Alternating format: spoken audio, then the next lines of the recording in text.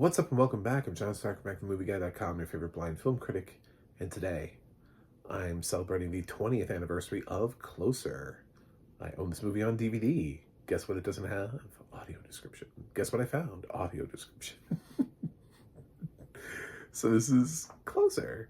Directed by Mike Nichols. This movie was nominated for 2 Academy Awards in Supporting Actor and Supporting Actress for Clive, Owen, and Natalie Portman. And it's an adaptation. It's a very interesting, intricate web that's been woven here. My audio description was British, which is interesting, but that's okay. I'm okay with that, except I think even in 2004, I realized it's slang for something, but we could probably stop calling them fags. You know what I'm saying? Like, we got smoke, cigs, I don't know, something else. Because I think at some point you got to realize that your translation is going to transfer to other countries where that word does not mean what you think it means. It's like, I feel like I'm in Princess Bride. I do not think that word means what you think it means.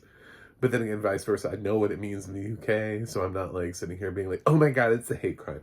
But at the same time, I was like, that's an unnecessary... because I don't usually hear that all the time. You know what I'm saying? Like, I've heard of UK audio description, and pretty much everybody else avoids it. So it's just sort of like a random, like, back in. But then we keep doing that. Like, those were back in those days, you know. Well, it was a different time. Really? 2004, you know? Even if this is the original audio description from 2004, it's like, man, it's been 20 years. What kind of different time? Like, I was out of high school. I graduated high school. I was, you know, what different time are you talking about? Anyway, Jude Law, Julia Roberts, Clive Owen, and Natalie Portman team up for this weird, sexy drama where everybody seems to fuck everybody. The only 2 people who don't ever seem to have any kind of intercourse are Julia and Natalie. But otherwise, people just have it, like, innuendos. There's a very interesting sort of, like, one of the reasons why you would need audio description for this as a blind person is because there's a internet sex, like, chatting thing that happens between Clive and Jude Law, where Jude Law is pretending to be someone else. So the 2 of them kind of have this weird thing that happens between the 2. And that's why I was insinuating that it seems like everybody has something with everybody. And it's not a comedy. I mean, it's a drama. It's a weird sort of relationship emotion. Look, I've seen this a couple times, but I don't love the movie. But what I'll tell you is I love the acting. Like, this is one of those reasons, because the movie is as old as... I sometimes talk about, like, I don't love the movie, but I love the performance. And I'll bump a movie up because it has a stunning performance in it that I want to watch. This has 4 of them. This has 4 stunning performances and people playing with dialogue. The movie's a slog. Like, I don't enjoy watching the movie, but the actors are so captivating in every single one of these roles and in all of their interactions that even though I'm not thrilled by the way the structure is with the story, it feels like I'm watching these little vignettes all the time, but every single vignette is fantastic. Like, every single vignette is so well acted that it's just when you put it together as like the totality of the work, not my favorite film, but I came for the actors. Like, I think Jude, Julia, Clive, and Natalie are all fantastic. I don't know how only 2 of them got Oscar nominations, but just roll the dice. You know, it feels like a film where all 4 of them should have nominations. So, because they all have very distinct and different personalities. And I think Mike Nichols, who has directed sort of a wide variety of films, everything from The Birdcage to The Graduate, does a really nice job of capturing these actors in the wild, you know, of getting the most out of these actors in this experience. And For 2004, we had only just seen fairly recently the best from Julia in Erin Brockovich. Wasn't that far removed from her hitting her peak. Um, Jude Law was kind of fresh, a little, still fresh out of Talented Mr. Ripley, which you could say is still one of his best performances. Although he has a lot of them since 2004.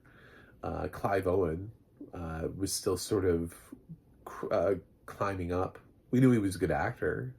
He had Croupier behind him. He was continuing to build his resume, and also Natalie Portman was starting to grow up and get out of in the Star Wars franchise. You know, parts 1 and 2 were behind her at this point, and she was starting to be like, I want to be a serious. I miss doing films like Leon. So there's a actual performance for her to get into. Feels a little bit more grown up than the kind of stuff, and also the kind of dialogue that she was given, and especially Attack of the Clones, which just has atrocious dialogue for her. So yeah, this is an example. I've seen Closer, probably my fourth time having seen Closer, and I don't hesitate watching it because I'm like, well, it's not my favorite movie, but I love watching these actors and certain moments that they have together, opposite each other, and it really is all of them. Like, you could be like, well, I love the Jude Law Julia Roberts scene, or I love the Clive Owen Julia Roberts scene, or I love the Clive Owen Natalie Portman scene, or the Natalie Portman Jude Law scene, or the Clive Owen Jude Law. You know what I'm saying? Like, there are just so many different moments in this thing, so many different beats that give out different sides to these characters, and it really is. It's a nice film. It really is just these four actors. I mean, like, they do to make it more cinematic. There are other people who are like basically extras, but there really isn't even like a fifth character that contributes substantially in any way to the film. Um, so, yeah, if you have a chance to see Closer with audio description, I would say do it if you love acting. If you want to be blown away by the best film you've ever seen in your life, that is not what this is. It's not Mike Nicholas's best movie. While I think every actor here gives a strong performance, I'm not sure it's any of their strongest work. For sure. Like, I think every single one of them has been better somewhere else. But when you put all four of them together, that's what makes it memorable. The fact that these four all showed up and were all strong, and the writing in the script is really good, and feels real, and allows them to bounce these sometimes vicious conversations off of each other, and create this feeling of love and loss, and finding yourself, and every single moment of a relationship feels like it's explored in one scene or another. So Closer does for relationships sort of what Woody Allen's been trying to do, but takes him film after film. Mike Nichols just kind of comes in with Closer and is like, well, this is what relationships look like. This is how quickly they can become fucked up. So, yeah, it's worth your time. So check it out. I'm giving Closer. I don't think it's stood up, by the way, the test of time. I think this is a film that is slowly fading away because I think not everybody goes in to see actors. You know what I'm saying? That not everybody goes in for the performance. They also go in for the movie. And there are plenty of movies where you can get movie and performance. And I think Closer is slipping a little bit. So I don't know how much longer this is going to be relevant, except for it does have Oscar nominations, so people may still check it out.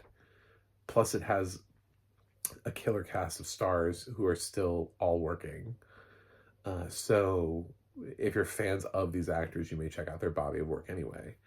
So, I mean, there are reasons for it to be relevant, but I don't think this is necessarily like at the top of the must-watch list for anybody. But I'm going to be Closer B+. Um, like I said, I as a film, it feels a little bit like a slog, even though it's not that long of a film. Mainly because the plot is not obvious. It feels like vignettes, but those vignettes are very strong, and the acting is killer. So I'm here for it. Thanks for watching. Thanks for subscribing, and I'll see you guys on the other side.